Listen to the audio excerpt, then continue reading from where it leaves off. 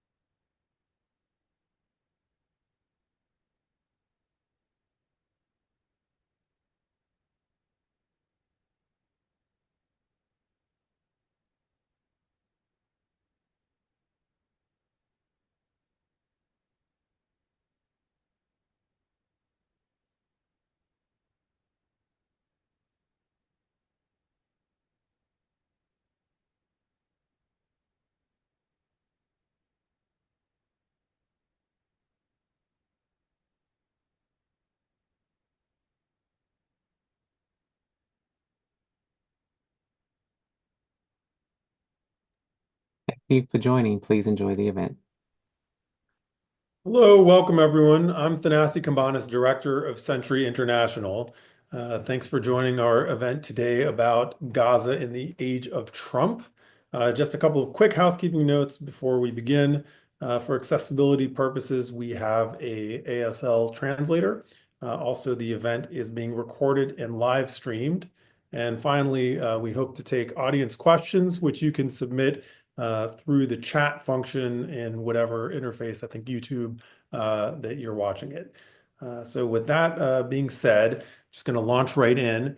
When we scheduled this event a couple of weeks ago, it was just before Trump unveiled his plan to conquer, take over Gaza and ethnically cleanse it and turn it into a U.S. possession, which was the sort of discussion that would previously, I think, be described as unthinkable, the kind of language we just don't aren't used to seeing in international affairs. So our conversation today is slightly different than the one we envisioned a couple of weeks ago, but I'm very lucky to have with us two fantastic experts on this region and this question. Dahlia Scheindlin, fellow at Century International and author of Crooked Timber, a book about Israel's Unfulfilled Promise for Democracy, and Michael Wahid Hanna, the U.S. Program Director for International Crisis Group. Today, we're going to talk about a little bit the state of play in and around Gaza, and then as much as we can get to of the implications of how things have changed under Trump. And to begin with, I just want to get a little bit of a sense from our conversants here of the lay of the land. Since Trump announced this plan, a lot of experts have dismissed it as a negotiating position, as a unachievable an impossible idea that's just sort of like a detonation into diplomacy. But I think we all know from recent history, and in particular from Trumpian history, that we dismiss crazy sounding ideas at their peril. And in fact, even once unthinkable things become thinkable and become part of our policy reality. So I want to start, Dahlia, by getting a little bit of a pulse read from you. And we're going to go into depth on all aspects of this. So if we don't get to everything we have in mind in the beginning, don't worry about it. I want to get a pulse reading from you on how Israel has responded to Trump's proposal, and what actions it's actually taking, in particular, what actions it's taking that are new and different from what it was already doing in the sort of last stages of the.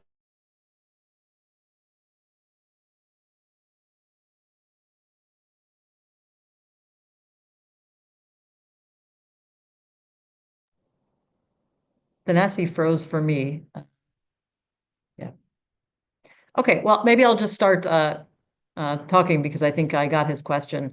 I think that the main reaction I can say from Israel is that, in general, since Trump was elected, there's been a very powerful expectation on the part of the Israeli government that the Trump administration is basically going to do great things for the Israeli government's perspective. And ultimately, that is what's happened. There's only one potential area of disagreement. I'm going to put it aside for now. But so far, what we're seeing is that the Trump administration has, on the one hand, the first thing could have been seen as a kind of pressure because once Trump sent Steve Witkoff to really get a hostage release deal into place, that was viewed as something that involved a certain amount of pressure on Netanyahu, who had been holding off on such a deal. But ultimately, I think that and there certainly was some pressure, but right now I think it's decisively shifted in terms of the Trump administration's position to pressure on Hamas, and essentially, releasing policies that are so kind of outside the realm of even what the Israeli government would have considered possible, that there's a huge sense of being emboldened. And you even see the development since the plan was announced at the press conference with Netanyahu and Trump a week ago, in which many of us noticed that Netanyahu himself looked a little bit surprised at the press conference, or at least a little bit incredulous. But he got over it very quickly. And within a couple of days, he had expressed his own support for that plan. And what we're seeing now, and I am very attuned to how the Israeli government for years has been able to disseminate its messages either directly or through proxies, through other right-wing kind of influencers, opinion writers, influential media. Actually, I have a column going up just about this kind of, chronicling all of the arguments that are being released into the public sphere, which is, by the way, not only in Israel. I think it's something that has captured the imagination of some of the right-wing circles that deal with Israel and Palestine. And frankly, it's a very concerted effort to legitimize the plan through, various means of trying to spin it. So on the one hand, we're seeing the Israeli government try to do that, legitimization of the plan, but this is also backed by policy. What we heard most recently is that the foreign minister, Israel Katz, has established a sort of administration that is going to be charged with facilitating Gazans who want to leave to help them do so, which is, it's hard to overstate the cynicism because the Israeli government and the army know very well how to create, enormous obstacles to things like getting humanitarian aid in, over the entire course of this year. They say on the one hand they're letting aid in, but there are just myriad obstacles in terms of what can or can't go in, how much, where it can go, deconfliction mechanisms that never seem to happen. And that only changed with the implementation of this deal. But once a decision is made on the part of the Israeli government, they can change things overnight. And so you can only imagine that an administration that is set up for the purpose of facilitating the departure of Palestinians from Gaza will be perfectly capable of making that work smoothly. And so it's kind of, even if the plan can't be adopted wholesale and it's still very controversial, nobody's waiting to find out whether it can or can't. The government is willing to kind of latch on to pieces of it and legitimize the basic concepts of facilitating Palestinians leaving Gaza, Of course, they're trying to portray it as fundamentally a plan of choice. People can leave if they want to. And so there's a great deal of cynicism involved. The last thing I'll say about this is just to point out that, there is a remaining point of tension, which is that the Trump administration does seem to have bigger designs for advancing deals in the Middle East, particularly with Saudi Arabia. And that is expected to put some pressure on Israel to, make some gesture in the direction of Palestinian statehood. It may be something lurking in the future that Netanyahu will have to deal with, but right now it's completely theoretical. The Arab countries are talking about having a summit in Riyadh, which has now been postponed by a day. So they're all kind of playing catch up to Trump, if indeed this was, a leveraging tool to get Arab governments to generate different plans. And the final thing I'll just point out is that on the other front, which is right now the West Bank, I'm leaving aside, what's going on in Lebanon, but in the West Bank, the Operation Iron Wall has been going on full force for 4 weeks now. There is increasing and very blatant violence. I mean, this is nothing new. Violence has been ongoing and has escalated well before even the beginning of this war, but this is a new level of impunity, I would say.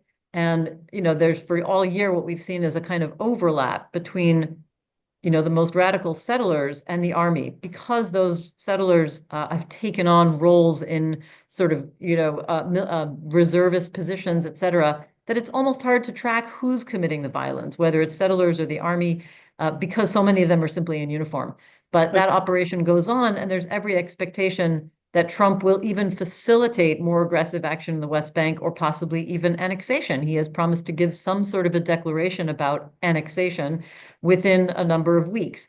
So I think the Israeli government is frankly very emboldened and politically solidified. This has helped his coalition, by contrast to some of the potential shakeups we saw earlier. Thanks, Dahlia, and sorry about the technical problem earlier with my connection. So hopefully you didn't answer this in the moment where I was disconnected. I had asked about sort of maximalist actions that the Israeli government is taking that it wasn't already taking before Trump opened this window.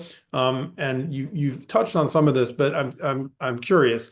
We're talking here about forced expulsions of tens of thousands of people, right? And I think the most recent report I read was that 40,000 people have been expelled from their homes on the West Bank in the last couple of weeks.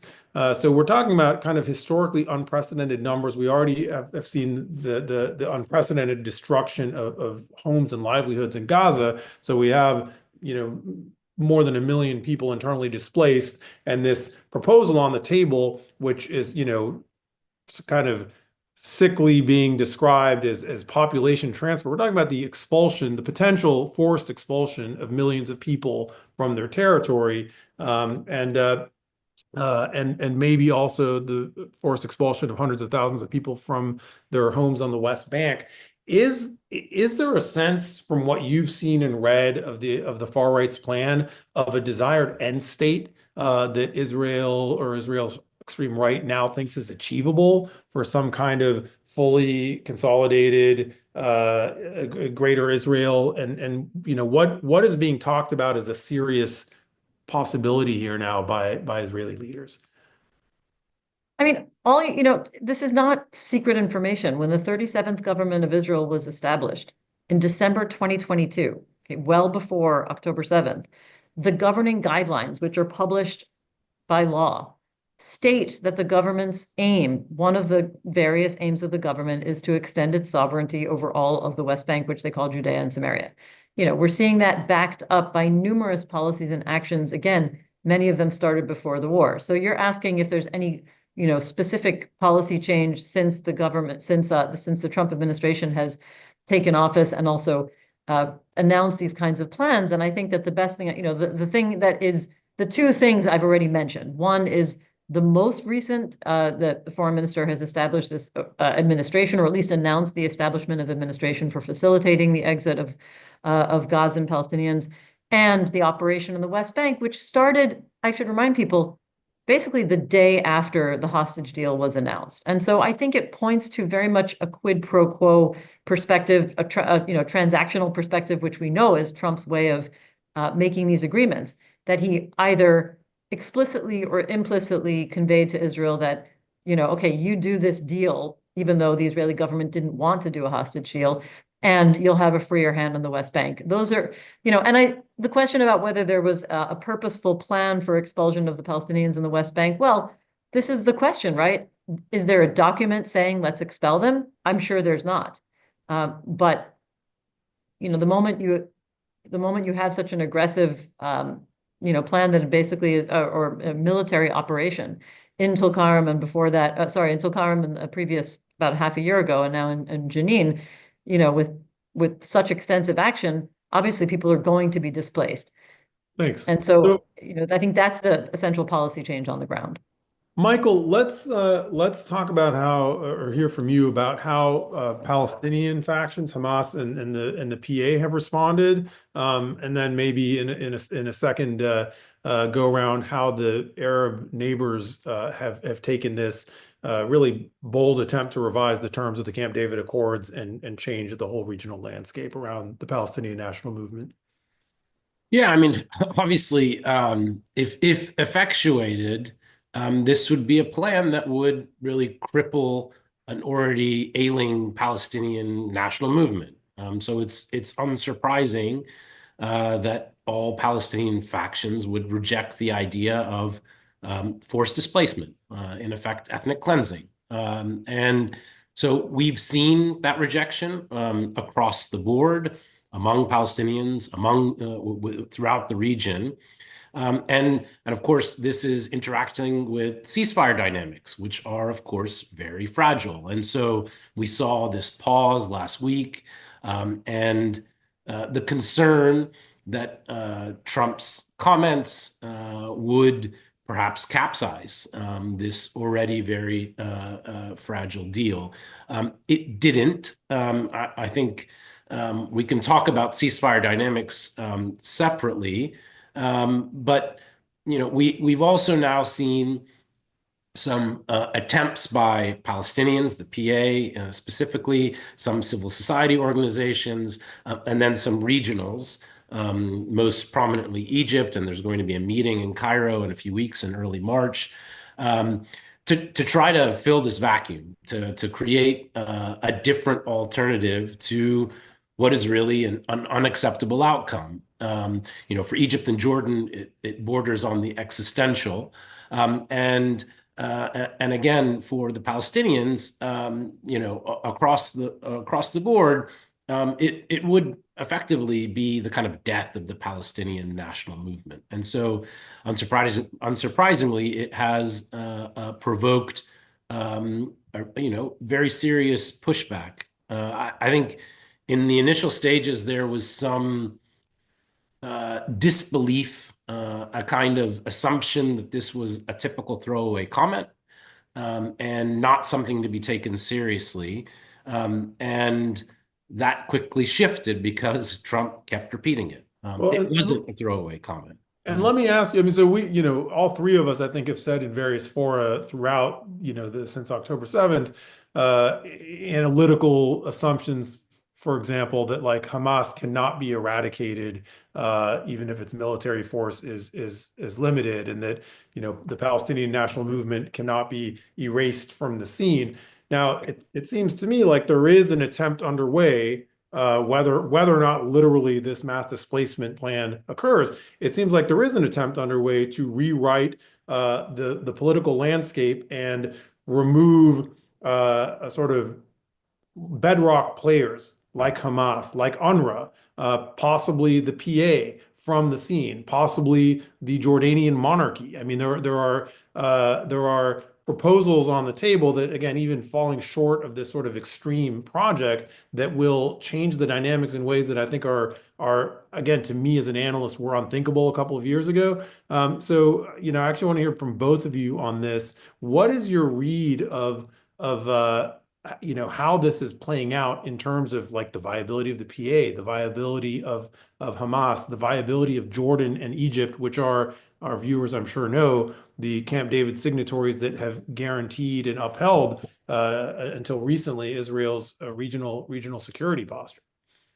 Well, I mean, just to jump in on an obvious point, but Gazan society has been destroyed, and And I think in combination with Dalia's comments about voluntary departure, Israel probably will affect significant demographic change, Trump plan or no Trump plan, right? I mean, the capacity of Gaza to sustain 2 million people, I think, is a really open question, and that's just simply a physical byproduct of Israel's total war, right? I mean, that is something even if we set aside Trump's plan for forced displacement and transfer of the population, the planning around the day after for Gaza is very complicated because Gaza, in effect, as a society with institutions, no longer exists. So that's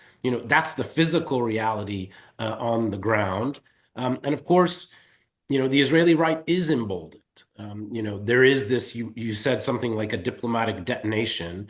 And even if there are no steps taken to effectuate this as an actual practicable policy, it has changed the terms of reference. The discourse is changing now because you've effectively greenlit the idea that transfer of population is something that can be talked about publicly and clearly.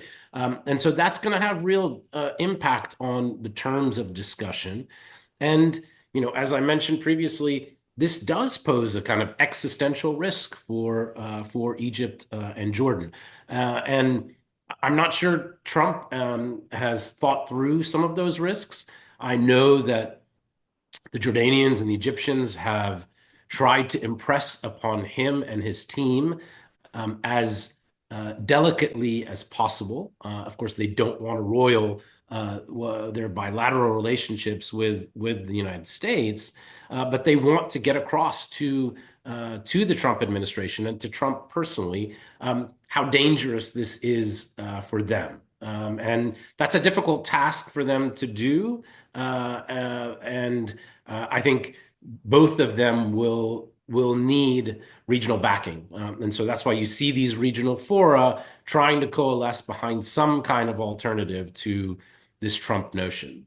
Dalia, does Israel not see a risk? I mean, setting aside the sort of unconscionable ripple effects of total war and destruction of entire societies as a tool of statecraft, but given that this seems to be the tactical Israeli approach to Palestinians and to the region today, does the Israeli leadership not see a risk in destabilizing Jordan in particular, but also Egypt, and disrupting the Camp David status quo? I mean, put it this way, I think that they see a calculated risk and I think they see opportunity. Okay, because from the Israeli perspective, I'm just going to go back to a little bit backwards to something Michael said about, the destruction of Palestinian institutions in Gaza. What I think is going to happen is that ultimately, as pressure builds for Palestinians to leave Gaza because of all of these, forces in place that we're talking about, ultimately these plans are going to have the biggest impact on civilians, which is exactly what happened over the course of the 16 years that Israel had a siege or closure of Gaza from 2007 onward until 2023. And in effect, it left Hamas in place while embittering the lives of civilians. And that was the long-term situation. Of course, during that time, or much of that, for the last number of years, Netanyahu himself had put together this scheme of kind of getting Qatari money to Hamas to stabilize them and support them.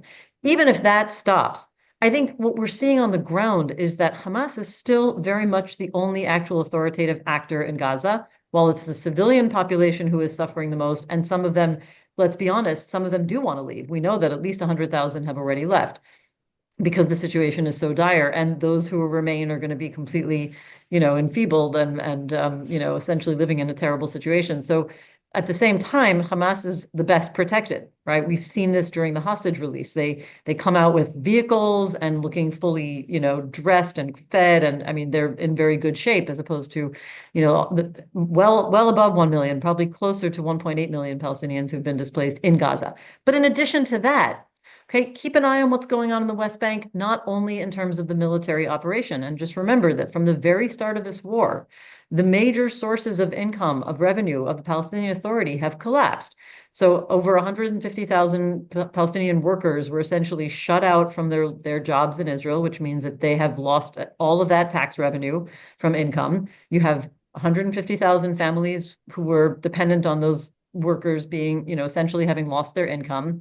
And you have Israel having withheld many of the taxes, the clearance taxes that it collects for the Palestinian Authority, which means another economic blow to the PA. As a result, civil servants who work for the PA have been living with massive salary cuts, I think about 50% salary cuts, in addition to all those people who are unemployed and a PA that has very little revenue right now. So we're looking at something like institutional collapse in all of Palestinian society. And so, if you're asking, like, is Israel worried about putting its relationship with Jordan and Egypt at risk? Yes, I know that it's a concern and it's a calculated, it's one of the things that goes into the calculations.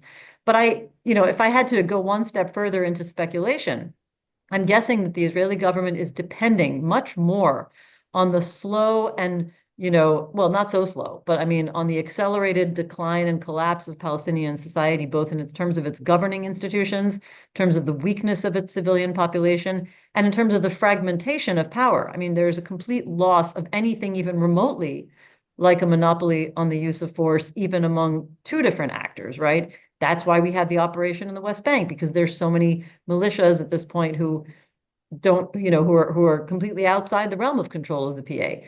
And so when you have a situation like that, you may not actually have to get as far as implementing the full plan. The conditions are in place for something in between. And Israel loves to live in that in-between space where it has plausible deniability.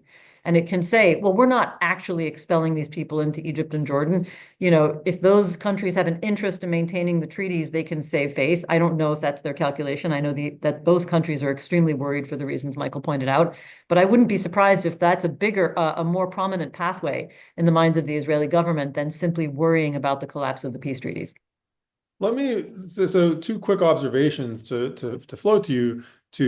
So one, I just want to say, because we've been talking about this as a sort of Trump framing, that a lot of these dynamics are the result of U.S. foreign policy and on a bipartisan level, right? So these are dynamics very decisively put into motion by the Biden administration's open-handed support of Israel's total war. So I just want to say clearly that it's not my view that these are sort of Trump-caused dynamics, and I'm pretty confident both of you share that view. The observation I wanted to share is I just got back from a short trip to Lebanon and Syria. On the ground in southern Lebanon, the way the ceasefire, with sort of scare quote ceasefire, looks is like not like a traditional ceasefire. It does not actually look like a cessation of hostilities. And in Lebanon, Israel appears to be openly planning to keep at least 5 salients of Lebanese territory. They're continuing to bomb both alleged Hezbollah targets, but also civilians trying to return homes. They're continuing to destroy infrastructure on Lebanese territory. And from what I understand, this is sort of the MO more widely, that ceasefire or no ceasefire, the new approach doesn't look like the old approach. The old approach used to be periods of war followed by periods of maybe blockade and other forms of political violence, let's say, but not of outright war. The new approach seems to be an unending sort of kinetic lower high-grade war that involves bombing targets that are both military and political, civilian infrastructure, which it seems, at least on the Lebanese front, and my guess, I want to ask you all on the occupied Palestinian territories front, seems intended to actually, it's not random violence, right? It seems intended to create a new political reality on the ground. In Lebanon, it seems like it's designed to, over time, marginalize Hezbollah and change the Lebanese political compact. In Palestine, it appears designed to force some kind of outcome where neither Hamas nor the PA is in charge of the places where Palestinians live. And I'm not sure what it is that if the goal is some kind of overt, direct Israeli administration of whichever Palestinians remain in Gaza and the West Bank. But I'm curious if you share my view that we're in a kind of a different reality in terms of long-term war, and if so, what you see as the goals for Israel and also for other competing actors in the region to either support or oppose this project. I mean, clearly we're in a different mode. I mean, we've seen intermittent bouts of war in Gaza specifically, followed by, prolonged periods of relative quiet, right? I mean, it's always been punctuated by some Israeli violence targeting militants, say, in Gaza, but more or less intact for long stretches of time. And governance in place. Obviously, it's a totally different situation now.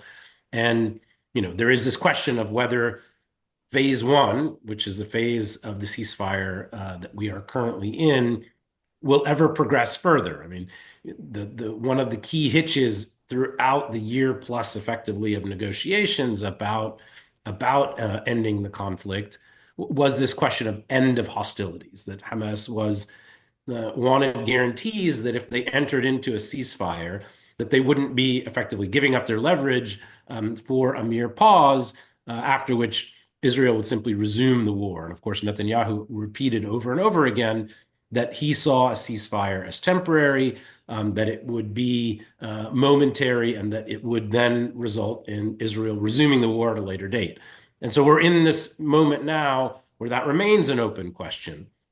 And I think there was an assumption that either, particularly last week, as it looked very dicey, that perhaps the Israelis would ask to prolong phase one, that they wouldn't want to ever get to phase two, which imposes further requirements on Israel in terms of redeployments out of Palestinian territory, and that perhaps even that it would collapse the deal and that Israel would go back to some kind of war fighting in Gaza. Now, Steve Witkoff, the Middle East envoy, has made comments that sort of upended some of those assumptions. He's played an interesting role, I think, during the transition, and was, I think, at that time was surprisingly more serious in terms of his approach to the ceasefire discussions. And was seen as not hindering ceasefire talks and reaching a deal. And he has said in recent days that he wants to see Israel and Hamas get to phase two. And so has slightly scrambled, I think, assumptions about where people thought it was inevitably heading. But all that to say, if there is not a heavy American hand pushing particularly Israel to go from phase one to phase two, this deal will collapse at some point. I think it's impossible to sustain it indefinitely in open-ended fashion in phase one because I think the Palestinians won't accept that over the long term. So I think there is a big question at the moment of whether a Trump administration is invested in a Gaza deal. I think Trump's comments and the tone of his comments last week seemed to suggest the United States wasn't particularly invested in seeing the deal through, seeing it progress further. And Witkoff's statements have, I think, again, put a question mark. And without a heavy hand on the part of the United States, the two parties themselves will not be able to sustain a deal. And so that's a big question at the moment. Dahlia, I mean, whatever you wanted to say anyway, but also address, is that probably just fine with Israel if there's no deal? I think the question is, what is a deal? I mean, what the plan that Trump has been talking about for Gaza has one very conspicuous piece of it missing, and that's Palestinian agreement, right? So that's not a deal. That would be an imposed plan. Whether the imposed plan can happen, whether the imposed plan is agreed with Israel, whether the imposed plan actually involves physical expulsion or facilitation of people who want to leave is all open questions, but it's definitely not a deal with Palestinians because there are no Palestinians who would agree to it. I think that the thing to point out is, just to go back over your original question, which is about, to separate the situation and the political calculus involving Israel with Hezbollah in Lebanon and in Gaza and the West Bank. These are, they are two different kinds of fronts. And I think that we shouldn't necessarily assume that Israel has the same calculations for both. It's true that I myself have observed, like everybody, and argued that Israel has taken a very cavalier approach to, installing itself in other countries, including, in Syrian sovereign territory, in addition to the Golan Heights, of course, which it's annexed, back in 1981, but in the buffer zone in Syria, and also those positions in Lebanon you pointed out. I still think that ultimately Israel's not really trying for conquest of those lands. What it really wants, but I do agree with you that there's the Israeli government has long since wanted to re-engineer Lebanese politics, and you hear that kind of thing going around. I think that there's an awareness that it can't happen in the way that Israel tried to so crassly intervene in the early 80s, but there's still efforts to keep get those conditions in place, let's say. And yes, there is, I think, certainly an emboldened approach that all-out military action is fine as long as Israel has decided that that's what's needed. If there's any threat, if the Lebanese army is not properly deployed in the south, and it will just stay there and continue. It's the strangest ceasefire in the world when you think about it, because firing has gone on all the time during the ceasefire in Lebanon. But still, I think the political aims are somewhat different. When it comes to Gaza, I mean, again, like if Trump is going to move ahead with that kind of a plan, it's not a deal. I do think that the bilateral track, if we ever talked about a deal between Israel and the Palestinians, is dead. It's completely dead. I think that there will only be some sort of an agreement between Israel and Palestinians if it's completely kind of embedded within a bigger regional agreement. And everybody's waiting for Trump on that. It's rather ironic in a way to think that Israel was established so that the Jewish people could take their fate into their hands, but now everybody's basically everything is hinging on what Trump decides to do and what Trump wants. So, would Israel accept what was the question? Would Israel accept a situation of having no actual deal or agreement? I was asking, and I sure think you've answered it, whether, Israel would be perfectly happy to have no kind of ceasefire deal, for example, in place, so long as they weren't getting from the U.S. And it seems like the answer Gaza. yes, as well, yeah, I mean, the thing US is to remember about Gaza, I think it's worth remembering, about Gaza, like there were sort of unwritten rules with Hezbollah over the years, and that was not just, some phases of quiet and some phases of war. That was a very long stretch of quiet because the two sides were basically sticking to these unwritten rules from 2006 almost to October 8th, when Hezbollah started firing. And with Hamas in Gaza, it has been different. It has always been cycles of violence and escalation. It was convenient for the Netanyahu government to have Hamas there. That's why there was this sort of support deal. And the reason why it was convenient was because it took the pressure off of Israel ever having to negotiate with the Palestinians, because he could always claim that their leadership wasn't unified and that Hamas is a terror organization. And he could always count on Hamas to participate in fighting and, fire rockets at civilian areas in Israel, doing some measure of damage that would justify these escalations. So, it takes two to tango on that level. And Israel was ultimately, if October 7th hadn't happened, I think Israel would have been, or at least Netanyahu, let's say, would have been satisfied for that to continue for some time. One thing a point that I didn't make, and I think that it's worth pointing out when we talk about the collapse of Palestinian institutions, the lack of leadership right now, and devastation of society, and these plans, for expulsion, and what does Israel ultimately want to do in that situation?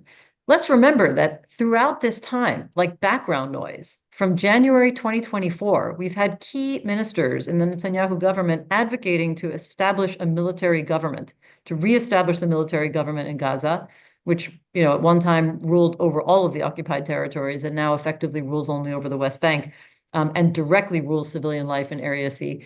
But Bezalel Smotrich is the finance minister, but he's also a minister of an additional minister in the Ministry of Defense, which gives him a great deal of powers that were once the authorities of the Israeli army, basically. They have been transferred to civilian arms. So he's a key figure in the coalition, especially because the coalition is smaller and doesn't have quite as big a majority as it did when Itamar Ben-Gvir left the government. Of course, there's lots of talk about Ben-Gvir coming back now, but right now the coalition has only 62 seats out of 120, so a slim majority.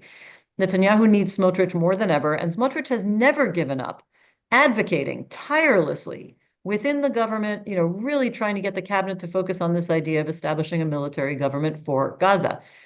We haven't heard about it as much in recent months because of these interesting developments, or I should really say over the last month or two, let's say since the inauguration. But I can guarantee you he has not dropped the idea. He's a messianic religious fundamentalist. They don't drop their ideas very quickly.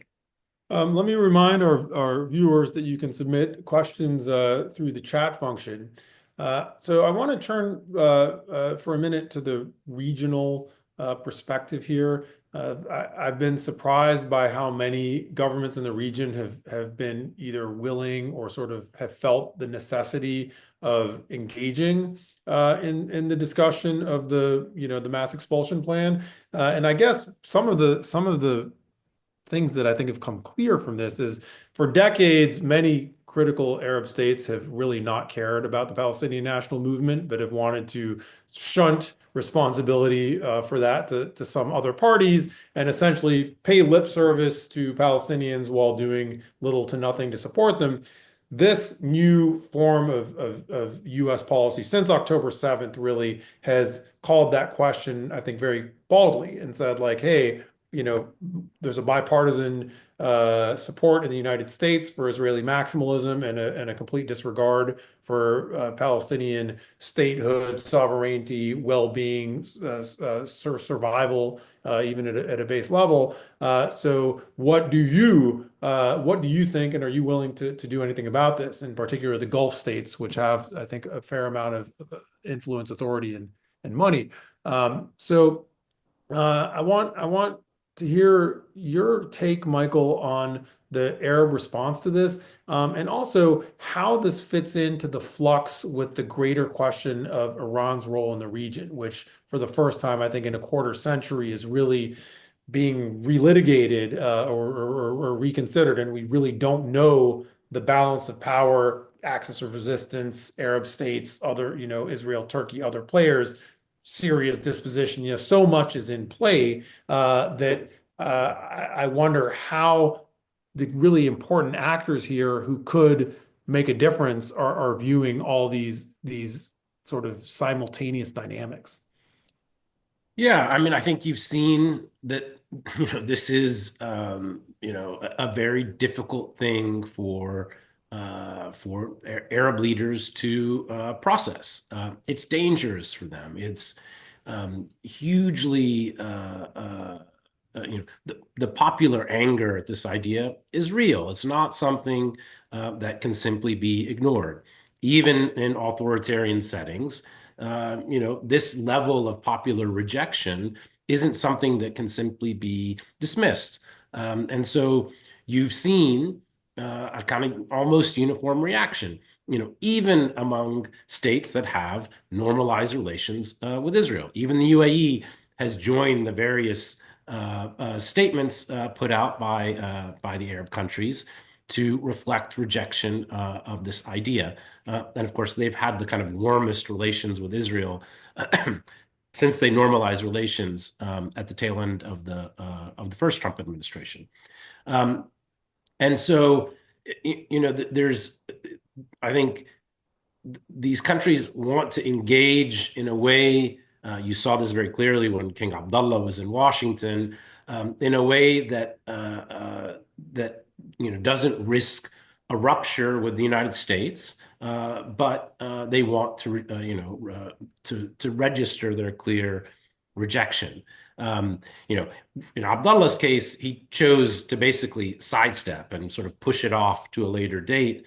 And in Egypt's case, Sisi is just not coming to Washington because it's untenable for Sisi to sit next to Trump and either A, pick a public fight to say we totally reject Trump's plan, or B, to play along with it and not be seen by his own public as firmly rejecting what is wholly unacceptable. And so obviously these states rely on the United States and they're in a very awkward position, but they've been forced to act, and they've tried at this point to register their sort of firm rejection.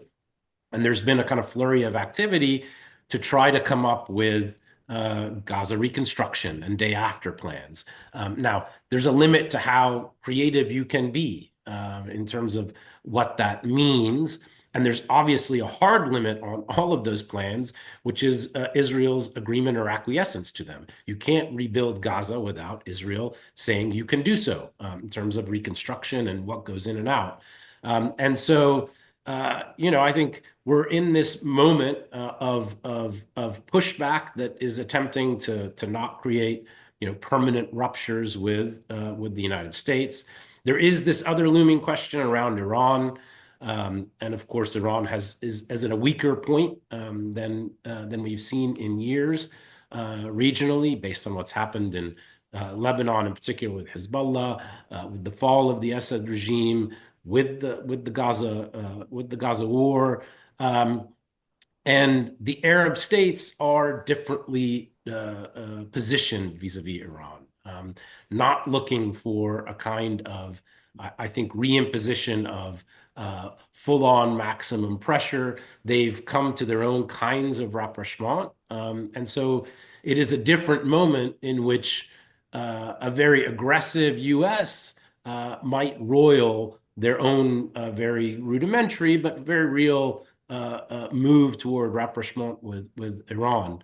And of course, Iran policy, I think, is another one of these big question marks. We've seen effectively the reimposition of maximum pressure, but Trump has continued to make noises, at least, about wanting some kind of deal.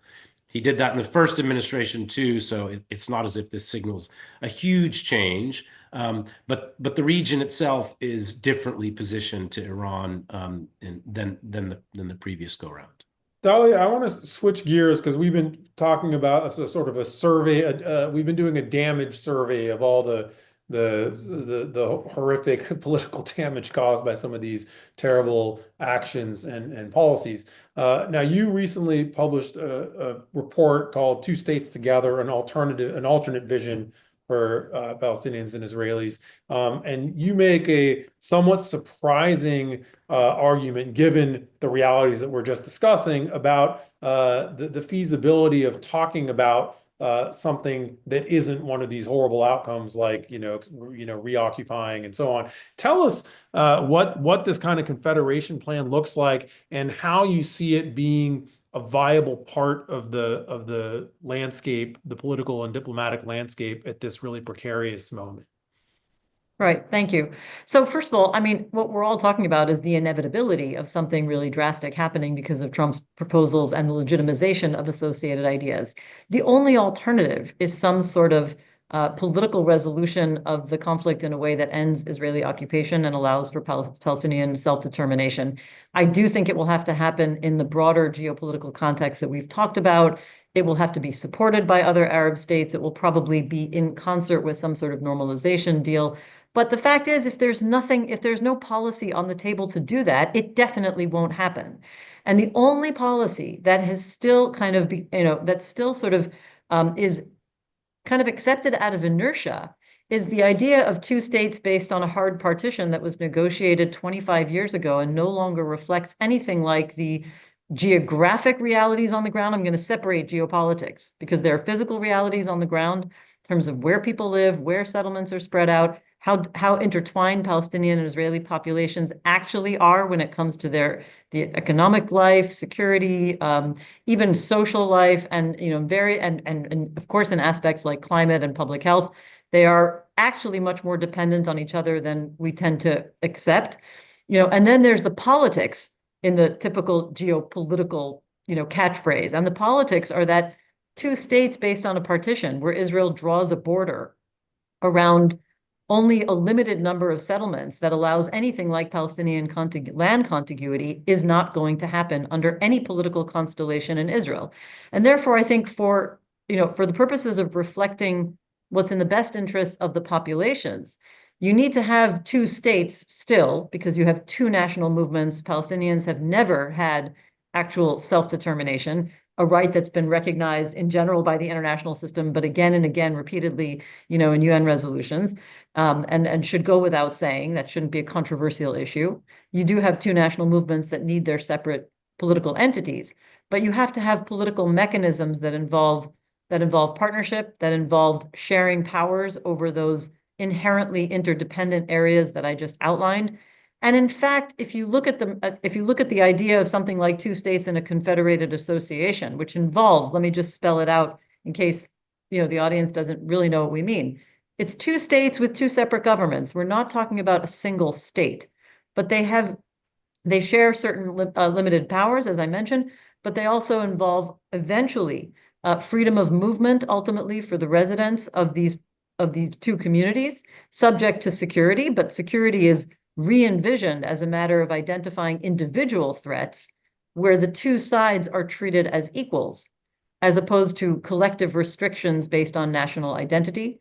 The freedom of movement is accompanied by eventual, maybe it's gradual freedom of residency, which disconnects residency from citizenship, so that people have the right to live on the other side if they recognize the sovereignty of the other side and they are law-abiding. That's critical because if they break laws, for example, if they commit violence, they lose the right to live in the other state. But nevertheless, those two aspects together take a lot of pressure off of the actual location of the border. And so the border can move back much closer to the green line if negotiators decide, that big settlement blocks that are adjacent to Israel anyway are to be swapped. That's a legitimate decision they can make. But ultimately, then you have less pressure on where the border is placed because it recognizes the right of people to travel and even live in all parts of the two states, subject to their being law-abiding. And therefore, you can have much greater Palestinian contiguity. You can also have security addressed not only through what I was explaining before, which is the logical approach of identifying individual threats rather than presuming collective threats, but you can also have ongoing, a very loaded and difficult word right now, but ultimately you're going to have cooperation between these authorities, but on the basis of them being equals with equal rights to their sovereign state and self-determination, such that security cooperation is no longer a matter of implementing Israeli control over the region, but serving the people on both sides, especially because both sides would have an interest in the security of their minorities living on the other side. And of course, they would have to have cooperation or coordination, even joint administrative institutions for dealing with economic policy, for dealing with public health challenges, something else that I've written about, dealing with water and other natural resources, which need a complete overhaul in terms of how they are currently managed, which was all based on policies put into place 30 years ago, and which essentially perpetuate Israeli control rather than supporting Palestinian self-determination. And so these are, this is the basic outline. You could say it's an extension or an update of the two-state solution, but I would simply say it's the only workable two-state solution and the only one that has a chance of being politically viable, not under this Israeli government, because this Israeli government won't agree to any solution that involves Palestinian self-determination. So there will have to be a perfect storm, a constellation of factors that lead to this being viable either politically and, in terms of hard power. But if, the most influential power brokers, the US, Saudi Arabia, and a future Israeli government, for example, decides that a political resolution is better than ongoing, occupation and insurgency, they will need to have a relevant policy at hand, which is why I think we all need to start thinking about these ideas, frankly, yesterday and 10 years ago, which is what I've been doing. What's the uptick of these or other ideas? And Michael, you or Dalia can answer this among Saudi Arabia and the other Arab states, which have been, I think, maybe disingenuously or tauntingly invited by the U.S. administration to come up with a better plan. Are they adopting these types of ideas, or are they dusting off the old Arab peace plan from 2002? Like, what's the counter position? Can I just add just quickly before Michael goes, because I want to say that, the movement that I work with on advancing this plan is called A Land for All. And since the beginning of this war, that movement has been almost bombarded by requests for participation and for lectures and for conversations and convenings with a whole range of official actors. Now, I don't want to, openly say who all of them are. But let me just say there's a lot of interest from the kinds of actors you're talking about at the official level as well. There's a lot of listening, there's a lot of conversation, and there's a lot of request for further, knowledge and understanding, without going into too much detail. Having said that, it's a very long and slow process of people breaking out of an atrophied paradigm and thinking to themselves, well, that old version might not be right. We need to, adopt either this whole plan or parts of it or rethink some of it. I mean, that in itself is a slow process while things are moving pretty quickly on the ground, but it is happening just in terms of how many requests we're getting and the kind of high level support we're getting to get this message out there to those kinds of actors you mentioned. Yeah, I mean, just to say, the normalization discussion is an interesting one because those discussions were serious. They went quite far, and I think came close, but failed because Israeli politics couldn't clear a very low pre-October 7th barrier. That hurdle was to create some face-saving mechanism, and not a Palestinian state, but really at that time a kind of clear pathway, but very loose, non-binding language, and that was simply too much for Israeli politics, for this Israeli government to bear. So it's unclear what Israeli government could actually agree to even that low bar, let alone this much more fully fledged idea. And of course, the terms of discussion have changed a lot for Saudi Arabia post October 7th, and it's clear that old discussion is no longer a viable one. The price has risen, and obviously, for Saudi Arabia, the crux of that trilateral arrangement is with the United States, right? I mean, the things that they primarily want are security guarantees and various other agreements with the United States. And normalization was the pathway into that. And the whole framework now has been scrambled. And what was on offer pre-October 7th is not on offer now. And the politics of all the players are much further apart. And so it's hard to imagine that inside out model functioning right now. But as Dahlia said, for any kind of political process to have a kind of realistic pathway, one, there has to be planning happening now. And so I think it's great to see people trying to fill this enormous vacuum, and to try to revitalize moribund ideas that are in desperate need of a refresh. But at the end of the day, the politics of all the actors are so far away from any kind of actionable agenda, that it's hard to see any kind of a viable pathway. At this point, people are trying within the region, say, looking at the situation, they're trying to avoid worst case scenarios as opposed to thinking about proactive action to try to advance their own interests or enter into future agreements. So I think we're going to be wrapping up on this next round, and I'll start with my own slightly summative comment. A lot of my focus has been on looking at the sort of horrific implications of the human toll on like the household individual level of this kind of total war. And I think we're all aghast at the conditions under which people in Gaza, especially, have been expected to live, by people who've supported this war. The lack of shelter, lack of access to healthcare, violence, very literal disabling events and sort of mass disabling and mass casualty events in which people are now expected to survive in conditions that in the modern world, I think we rightly should think are abhorrent. And in fact, they're being asked to live like this with the full buy-in and blessing of the United States government and maybe the governments of other players in the region. And the thought I have after coming back from Syria and Lebanon is there does seem to be a policy gamble here to see if long-term immiseration of millions of people is a possible policy for Israel and its supporters, right? To sort of manage the region through mass destruction of communities and then the blockade of those communities politically or economically so that they can't meaningfully rebuild.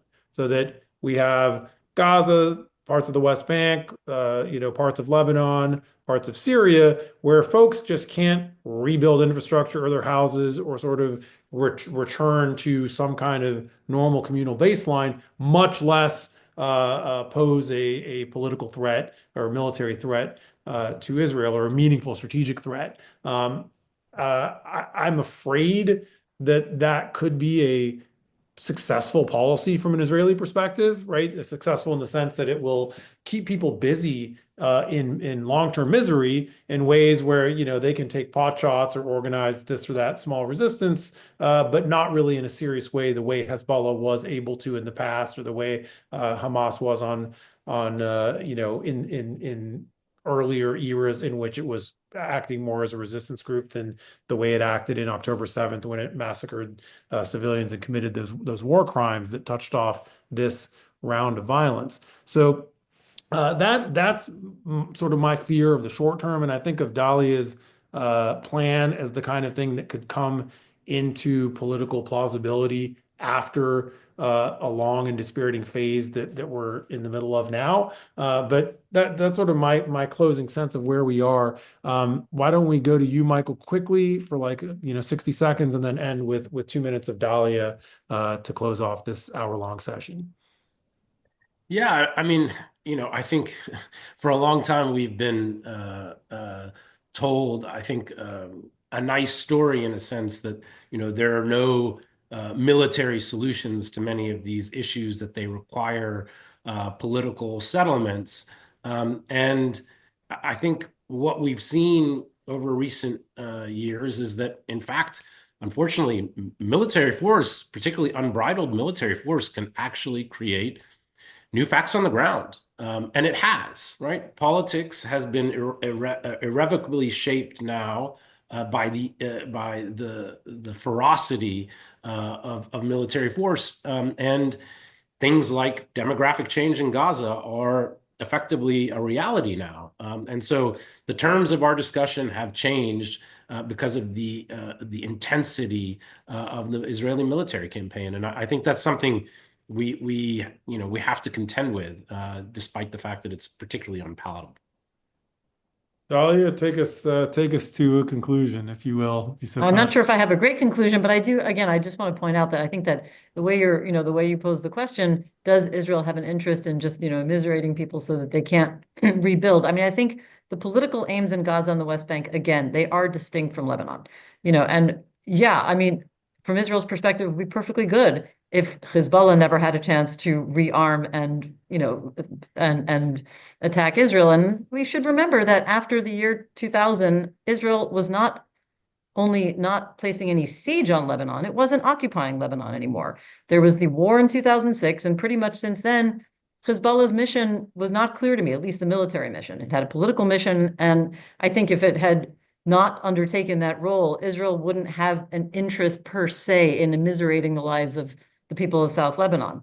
I don't have any evidence that Israel has designs to do that. The justification now is the security threat, and that's different from Gaza and the West Bank, very openly, because Israel, again, the government is extremely open about its political aims to take over the West Bank, and is, even though the prospect wasn't there in the early, when the government was formed, the government has been very open about its aims, or at least some of its ministers, of their, designs for annexing Gaza and rebuilding settlements. It's fundamentally different, but certainly the changing paradigm that Israel sees that only military force, and preferably military force, is what works at the expense of civilian lives, is becoming a much stronger paradigm. It's easily sold to the public, because of the attacks that have been perpetrated. And so it's very hard to see how the region breaks out of that. And I think that, I think it was Michael who said, or one of you said,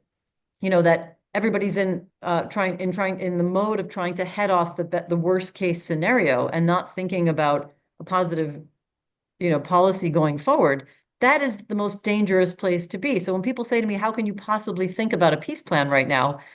To my mind, that's the only thing that needs to be done right now, because otherwise it's always just about staving off some slight, very drastic situation in favor of something really terrible, but slightly less drastic. And that's not a way to live. It's also not a way to live for Israelis either. This country is not in a good situation right now. So it would be nice to think that people would come to the realization on their own that this is, not, it may be sustainable. Unfortunately, it may be sustainable, but it is not a preferable way to live for anybody. In a subsequent conversation where we focus on the implications for the United States, we can explore what long-term changes in prestige or influence come from embracing a sort of 19th century realpolitik and the language of let's say ethnic cleansing as international policy. But we're out of time today. I've been joined by Michael Wahid Hanna from the International Crisis Group, and my colleague at Century International, Dalia Scheinlin, who writes very persuasively, actually, despite all the crazy things happening about this Confederation plan. I encourage you to look for her report on the Century Foundation's website, tcf.org. Thank you, everyone who came and joined us today. Thanks for our very able ASL translators providing accessibility to today's discussion, and to all who tuned in. Thanks, and until next time, I'm Thanasi Kambanis from Century International. Thank you.